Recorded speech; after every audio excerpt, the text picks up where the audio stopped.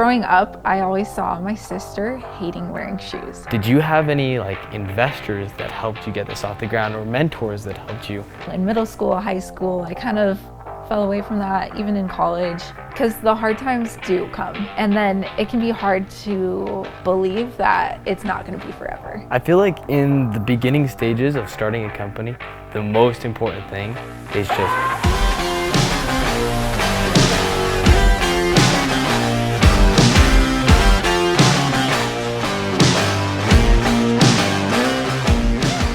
welcome everyone to the show. This is the Founder Scoop. My name is Jacob Lee, and I have with me Becca. Thank you for being on the show. Yeah, of course. I'm excited to be here. So I wanted to start out and just get to know you a little bit and how you got started on your entrepreneurial journey. Would you mind telling me a little bit about that? Yeah. So growing up, my dad is an entrepreneur. He actually owns a violin shop, and wow, that's cool. He builds violins and repairs, and that's what he's always done. So he's always been very encouraging of me to start a business, even when I was in elementary school. I remember I made a horse trading card game and would sell it to kids at school. And then I also painted rocks and sold them at school. I would get other students to do that too, so I didn't have to always paint them. Nice. So you had employees and everything. Yeah, it kind of came naturally to me in the beginning, but then in middle school, high school, I kind of fell away from that. Even in college, I wasn't really planning on doing business. In college, I was doing commercial music, and I actually took a business class, a music business class, and that kind of reminded me, hey, this is what I actually loved doing when I was a kid. I think I want to keep doing that. Wait, so it was your music class inspired you to be an entrepreneur? Yeah. Or basically it reminded you of your childhood experiences as an entrepreneur? Yeah, exactly. And I think it's kind of cool because people say what you like to do as a child, that's kind of your thing to do. And I never really understood that, but it happened for me. So I think that's really cool. Yeah. Where are you from? I'm from Colorado. Okay, really cool. Yeah. Me as well. I grew up in Colorado. Oh, no way. Yeah. Cool. That's awesome. So your dad had a very big influence on your life and inspiring you to be an entrepreneur. So, right, you were an entrepreneur as a child, then you kind of stopped doing that, went to school and realized that this is what you wanted to do. What did you do then? Yeah. So I was super fortunate to be at BYU. They have an awesome entrepreneurship program. And I started taking all the entrepreneurship classes I could as a music major, which is a lot of classes. I took advantage of those resources and got connected to so many awesome business owners, and actually took a class about building your own e-commerce business. And that was where I really got the bug for e-commerce. And so did you stop taking classes for music and totally pivot your college career? Or? I was pretty much done with all my major classes. So I was like, okay, I'm just going to stay at BYU an extra semester and just take a bunch of business classes. Okay. So it was expedited entrepreneurship degree, basically, your last semester. Yeah. I ended up getting a minor in entrepreneurship. Okay. So. Cool. Yeah. All right. So tell me more about this e-commerce stuff. What were you doing then? Yeah. So it was actually a class project to build an e-commerce brand. And so I was taking that with my husband, Jose, and we just started selling online. And it was so incredible. That first time you get a sale, it's just magical. And so I really was like, this is what I want to do. So we started testing a bunch of different products after that class. We were like, what else can we sell online? What's going to really serve people? And growing up, I always saw my sister hating wearing shoes. She just refused to keep the shoes on her feet. And so that was always in the back of my mind, this is a problem I would love to solve, because I see so many parents dealing with that as well.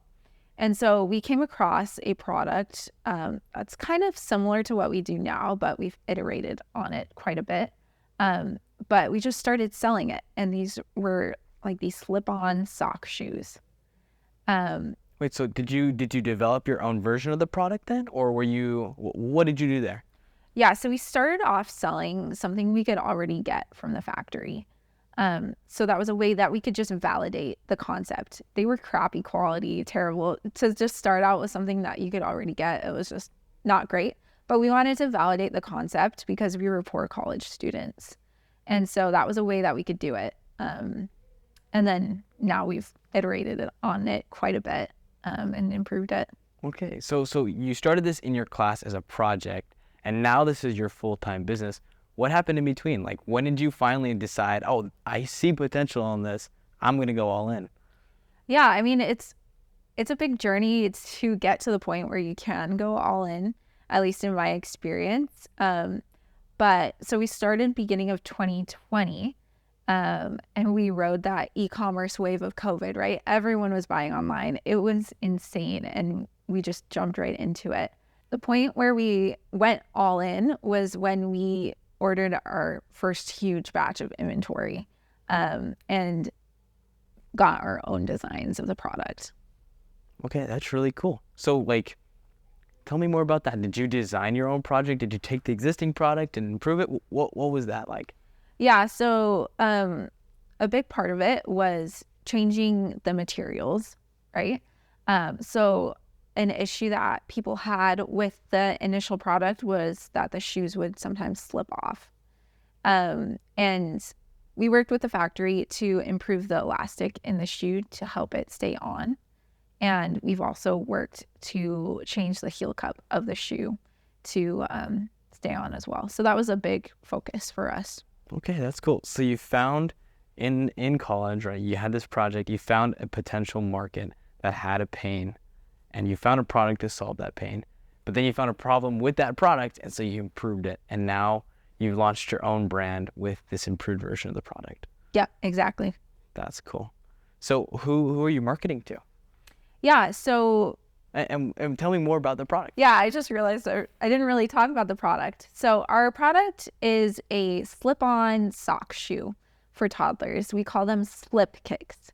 So essentially you can slip them on like a sock, but they have a silicone sole on the bottom to protect the little feet. They have a wide toe box and they're super flexible and lightweight. So they allow the natural movement of little feet. Yeah, well, so I'm curious, can you like just throw these in the washing machine too? Yeah, exactly. You can put them in the washing machine. You don't have to wear socks with them either. So that makes it easier for parents. They can just slip them on, get out the door. Cool. So what is the target group? Like, are these for like toddlers? Are they for small children? Or who are you targeting?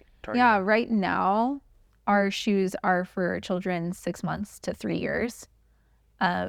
We're hoping to expand our sizing range, but that's what we're at right now. Okay, cool. And so you're also continuing to do this e-commerce thing, right? Do you have them in stores at all?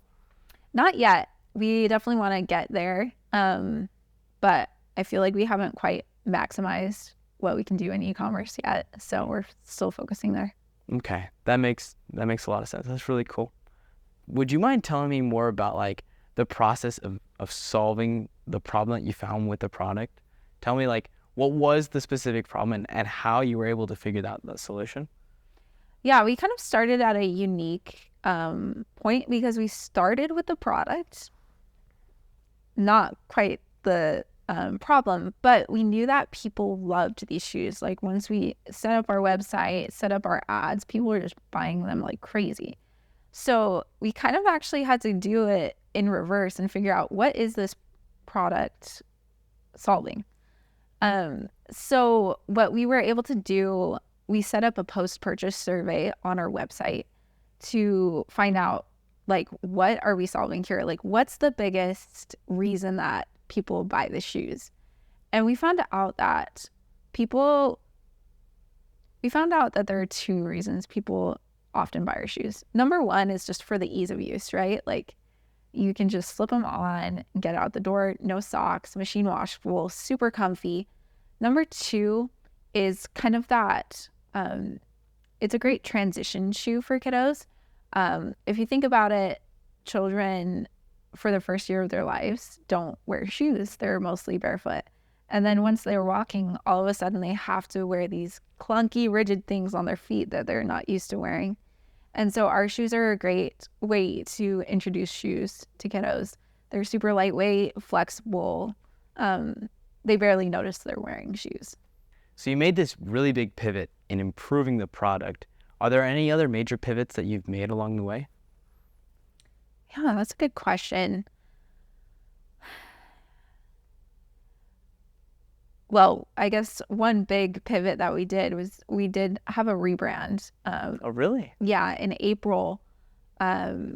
So we updated all of our branding, even updated the name, just to be.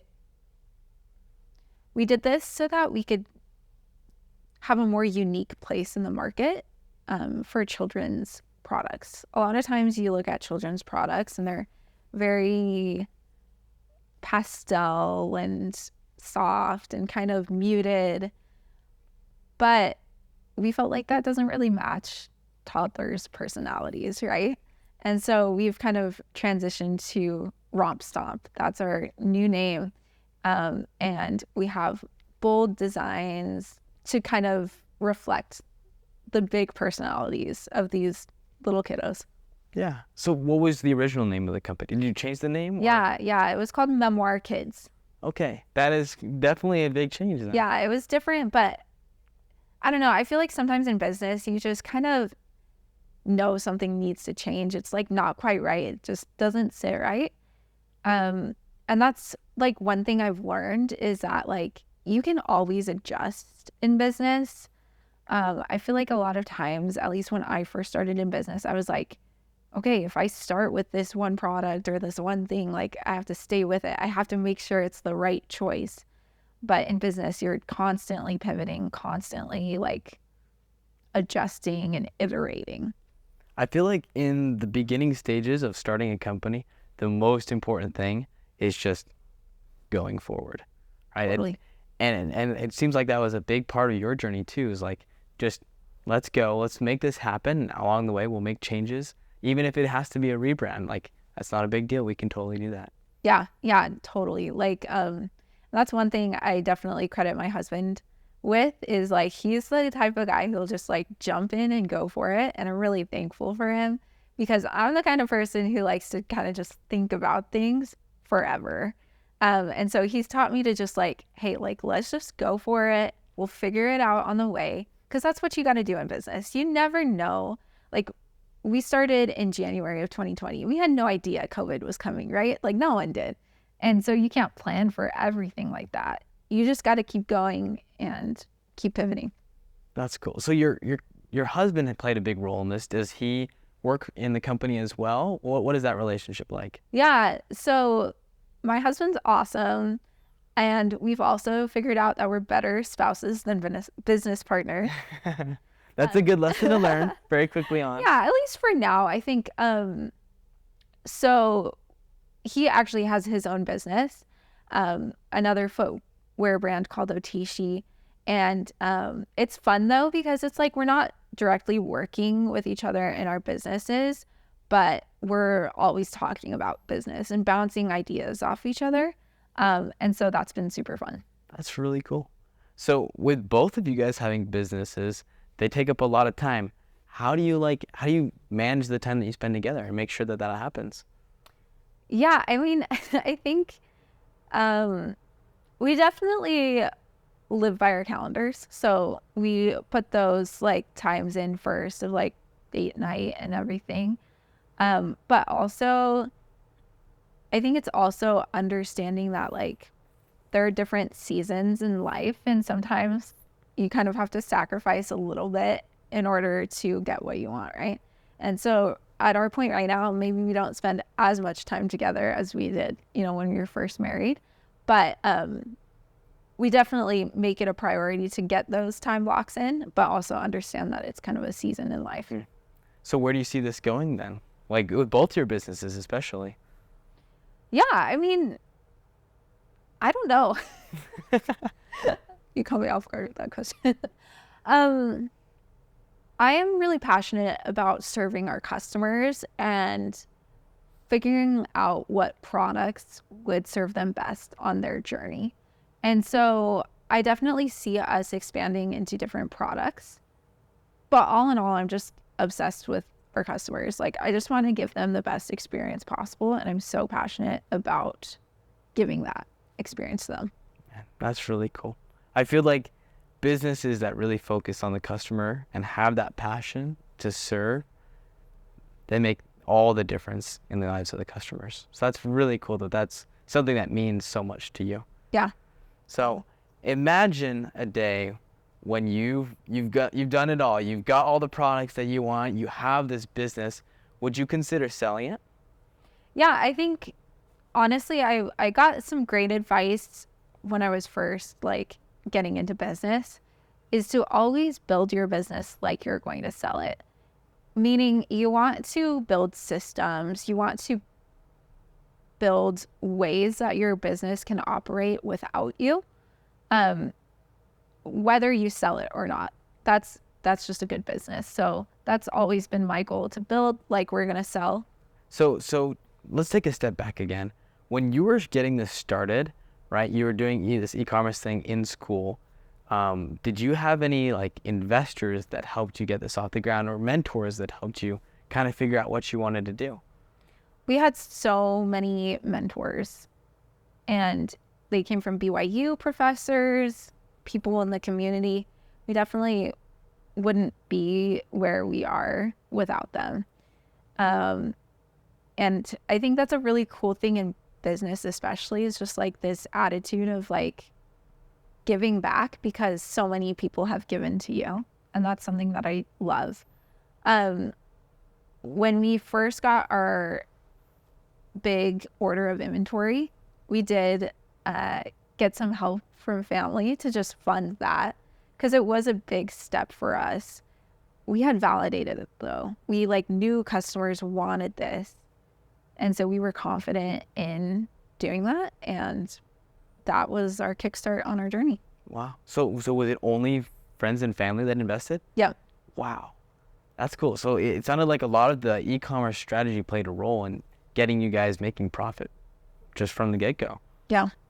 Man, that's really cool. Now taking a step back into the present, you're here at iHub. You're part of this community. How has iHub played a role in helping you grow? Yeah, again, it's been such a great connection to mentors in the community. And I think sometimes it's like you get stuck in your own network, right? But being part of iHub with mentors coming in daily, it's just expanded network so much. Also, I used to work at home, like in my home office all day, every day, and it was really isolating. And so I think one of the like biggest benefits of iHub for me is just having a place to work where people are excited about what they're doing. You're constantly surrounded by like amazing energy of people doing cool things. And then that just encourages you to do cool things. That's cool. I feel like being in that environment where it's just you working at home all the time, that must be pretty difficult for your mental health too. So having just a huge environment, lots of people to be around, must help a ton just for your personal state. Totally. And like, it's also really nice to just be around business owners who get it, right? Because it's like friends and family, they're so encouraging and so helpful. They want to be so helpful, but sometimes they just don't get it, right? They don't get what you're going through. So again, having people that are kind of on your journey with you is so valuable. That is so cool. So what has been probably the biggest challenge that you've overcome in your business? Yeah, I think, well, I don't know if I've really overcome it yet, but I would say one of the biggest challenges I have in running an e-commerce brand is just inventory and forecasting. And it's a tricky game because it's like fortune telling, and really you're never going to get the right answer of how much inventory I need to order, because there's so many different factors that go into it. Just like with economy and just everything that's going on in society. And then maybe a color just really, like, people start loving it that you didn't really imagine, and then you run out of inventory. So I'd say like that's the biggest challenge for us right now, and we're still kind of working through it. So yeah. That's cool. What would you say is like the biggest lesson that you've learned as you've been growing your business?